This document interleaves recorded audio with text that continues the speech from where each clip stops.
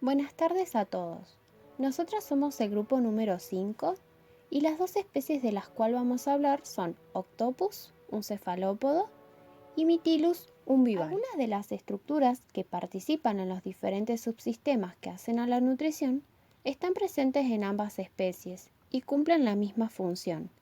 Sin embargo, hay otras que tan solo se encuentran en Mytilus y no en Octopus, o están en Octopus y no en Mytilus. En cuanto al sistema de incorporación de nutrientes, podemos observar en los modelos que ambas especies poseen un tubo digestivo completo, con boca y ano. La primera estructura involucrada en la alimentación, principalmente en Mytilus y no en Octopus, son las branquias, las cuales están recubiertas de cilios, y sus funciones son atrapar con ayuda del moco que secreta sus células glandulares las partículas en suspensión en el agua, como lo es el plancton y los detritus orgánicos, y transportarlos con ayuda de los cilios hacia la boca. Alrededor de la boca y exclusivamente en bivalvos hay otra estructura, los palpos labiales, que se encargan de realizar una selección preingestiva, esto es, elimina parte del alimento que llega para no colapsar el sistema digestivo y otra parte la dirige por acción de los cilios hacia la boca. En Octopus, las branquias no participan en la alimentación, ni tampoco tienen palpos labiales, pero sí poseen en el interior de la boca, a diferencia de Mytilus, una rádula, una lámina muscular cubierta de dientes que fragmenta la presa. Otra estructura que se observa en el modelo de bivalvos y no en cefalópodos es la presencia de un saco cristalino, que desemboca en el estómago, y secreta una varilla gelatinosa que sobresale del estómago, denominada tallo o estilo cristalino.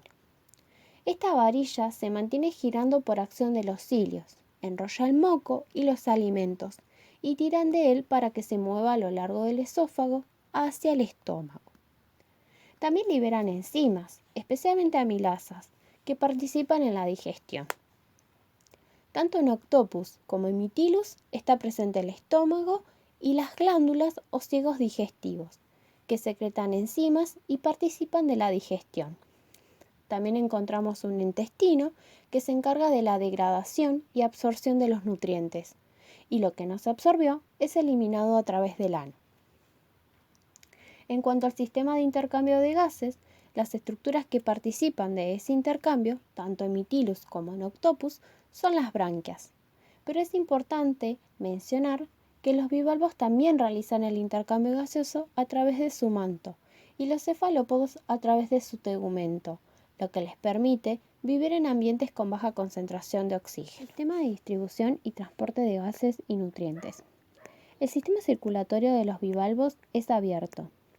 Esto quiere decir que la hemolinfa, que es el líquido corporal de los moluscos, no está contenida completamente en los vasos sanguíneos durante todo el recorrido por el cuerpo del animal.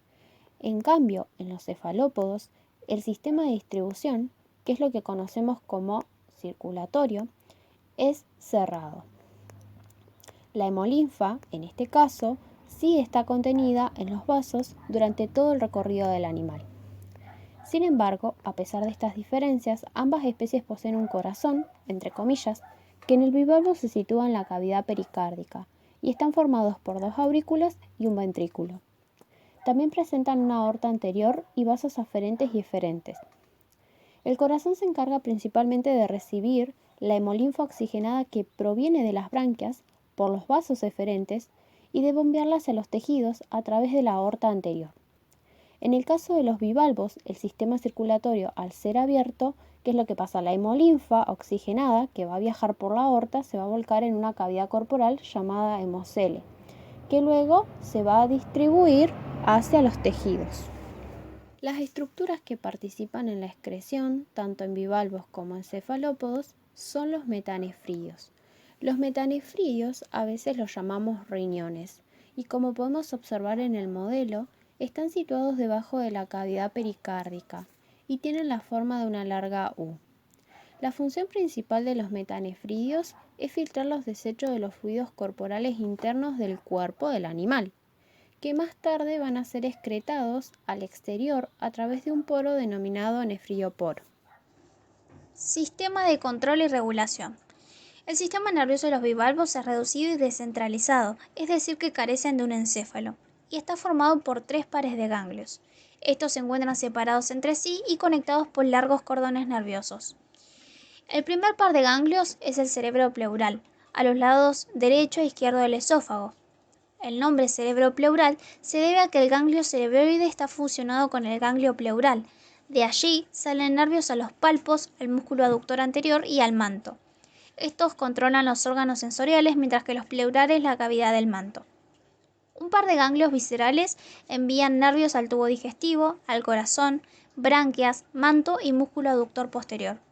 Un par de ganglios pedios se encarga de los nervios del pie.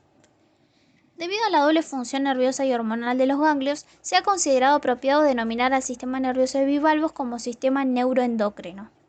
Esta doble función se debe a la inexistencia de órganos nerviosos y endocrinos independientes. La misma red neural participa en la formación y transporte de la misma con base química, es decir, hormonas, y electroquímicas, impulsos nerviosos. En los cefalópodos, los ganglios se han agrupado para formar unos centros nerviosos de gran complejidad, que, como sucede en el pulpo, están constituidos por más de 160 millones de células. El sistema nervioso de Octopus se caracteriza por contar con una serie de ganglios que en su conjunto forman una masa cerebral mal llamada cerebro. Aquí mismo se puede identificar masas supraesofágicas y subesofágicas centrales que rodean al esófago, un par de lóbulos ópticos y cordones nerviosos axiales en cada uno de los apéndices. La glándula óptica, ubicada entre los lóbulos ópticos y la masa ganglionar cerebral, secreta la hormona de gonadotrofina, la cual es similar a la hormona liberadora de hormonas sexuales GnRH de vertebrados. Esta hormona en los cefalópodos actúa sobre las gónadas y los órganos reproductivos y son esenciales para la maduración sexual, la gametogénesis y el cuidado materno. Sistema reproductor. La mayoría de los bivalvos son dioicos. Esto quiere decir que existen individuos hembras e individuos machos, los cuales liberan ovocitos y espermatozoides a la columna de agua. Esto se lo conoce como desove o puesta. Por lo general, no se pueden identificar a simple vista los individuos machos de las hembras, no hay dimorfismo sexual. Aunque en algunas especies marinas como en Mytilus se observan diferencias en las gónadas, blanca en los machos y rojiza en las hembras.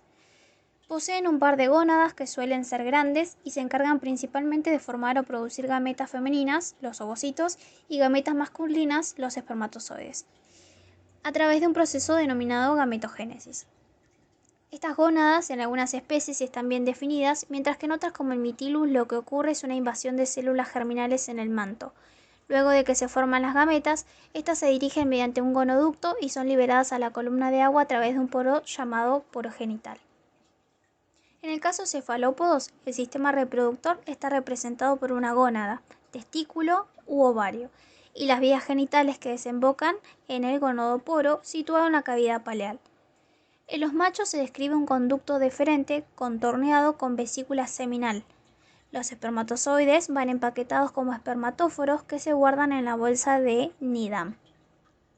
El órgano de la copulación es uno de los tentáculos, el ectocótilo, que posee un surco espermático y un extremo en forma de cuchara. Este órgano es introducido en la cavidad paleal de la hembra y puede ser amputado por ella. En las hembras se describen dos glándulas oviductales para la secreción de los huevos.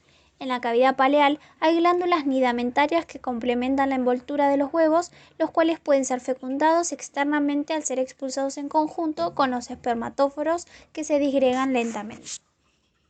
Con respecto al sistema inmunitario, los moluscos, como todos los invertebrados, disponen de un sistema de defensa que los protege contra patógenos. A diferencia de los vertebrados, el sistema de defensa de los moluscos parece estar restringido a una inmunidad innata o natural.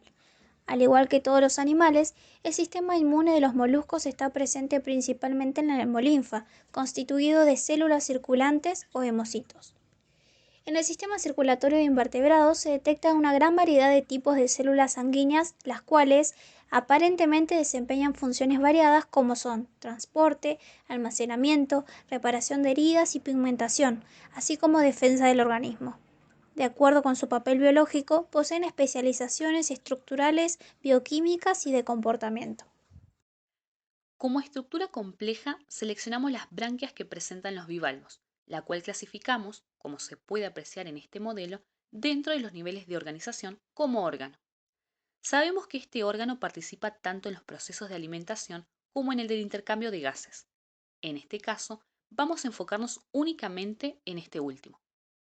El primer proceso para este intercambio es la captura de agua. Para ello, tienen unos sifones especializados que les permite capturar agua del entorno. El agua es llevada hacia el interior de la cavidad del manto, donde se encuentran las branquias. Estas están muy vascularizadas. Eso quiere decir que se encuentran irrigadas en su totalidad por dos vasos, el aferente y el eferente. Además, están conformadas por filamentos y cilios, esto que es característico del tejido epitelial. Estos vasos actúan como rutas que contienen al medio de transporte. En el caso de bivalvo, contienen la hemolinfa. Pero ahora bien, ¿cómo se lleva a cabo el intercambio de gases? Los cilios de las branquias permiten que el agua que ingresa circule sobre los filamentos branquiales en dirección opuesta al flujo de la hemolinfa por los vasos branquiales. Estos movimientos a contracorriente que se generan producen una diferencia de presión de oxígeno y de dióxido de carbono entre el vaso y las branquias. Esta diferencia de presión es lo que permite que el oxígeno por mecanismos de difusión simple se difunda de las láminas branquiales hacia el vaso eferente y el dióxido de carbono del vaso aferente hacia las branquias, para luego ser eliminado al exterior a través del sifón exhalante. En cuanto a las características del sistema de reproducción, ambas especies de moluscos son dioicos, es decir, que existen individuos hembras y machos, pero la diferencia está en que los bivalvos se reproducen varias veces a lo largo de su vida, o sea, son heteróparos, mientras que los cefalópodos se reproducen una única vez a lo largo de su vida. Esto quiere decir que son semélparos. En el caso de los bivalvos, presentan una fertilización externa, diferente a la de los cefalópodos, quienes tienen una fertilización interna. Al momento de su reproducción, expresan conductas más complejas en comparación con los bivalvos, que le permiten atraer la pareja. Producen llamativos y elaborados cambios en su coloración. También presentan modificaciones en uno de sus brazos. Este se denomina ectocótilo y es a través del cual el macho puede recoger los espermatóforos de su cavidad del manto e introducirlos en la cavidad del manto de la hembra cerca de la abertura del oviducto para que tenga lugar la fecundación. A diferencia de los cefalópodos, los bivalvos no suelen expresar conductas que le permiten atraer la pareja. Tampoco hay un apareamiento entre ellos, dado a que liberan sus gametas al exterior, es decir, a la columna de agua. Es posible que el óvulo liberado por ese bivalvo sea fecundado por el espermatozoide que liberó el macho. La fecundación es externa y es posible gracias a que el óvulo, al ser expulsado al exterior, libera una sustancia quimiotáctica que atrae a los espermatozoides de ese macho. Esa sustancia química es específica de la especie, por lo que solo tiene efecto sobre los espermatozoides de su misma especie. Esto tiene una explicación, dado que el sistema nervioso de bivalvos carecen de estructuras análogas al hipotálamo y tálamo presente en los vertebrados. El cefalópodo sí tiene una estructura análoga, que son estructuras encargadas de integrar información y controlar funciones complejas, entre ellas la del comportamiento reproductor. Luego de que ocurre la fertilización en los cefalópodos, la hembra se retira a su cueva y deja los huevos en apariencia de racimo, alrededor de unos 150.000. Se quedará en este lugar durante un mes para limpiarlos y protegerlos de los depredadores, desde el desarrollo embrionario hasta la eclosión, periodo que puede durar de 1 a 3 meses. En ese tiempo, la hembra dedica día y noche al cuidado de sus huevos y no se alimenta, por lo que finalmente muere luego de la eclosión. Cuando los huevos eclosionan, emergen para larvas similares a un adulto, que quedan en la columna de agua alimentándose de plancton. Alcanzan la madurez sexual después de algunos meses de crecimiento, después de pasar la mayor parte del tiempo buscando pareja. En cambio, en los bivalvos, posterior a la fecundación, se desarrolla una larva, la cual pasa por distintos estadios larvales. Cuando se transforma en una larva beliger, se alimenta y nada ayudándose con una estructura llamada velo y luego de 25 a 30 días en el plancton, estos individuos requieren de un sustrato en el cual al fijarse pierden el velo, facilitando su descenso hacia el fondo. Luego de esto se desplazan gracias a una estructura denominada pie, el cual genera un elemento filamentoso llamado viso con el que se adhieren a ese sustrato donde llevan adelante la metamorfosis para convertirse en adulto y así concluir con su ciclo vital.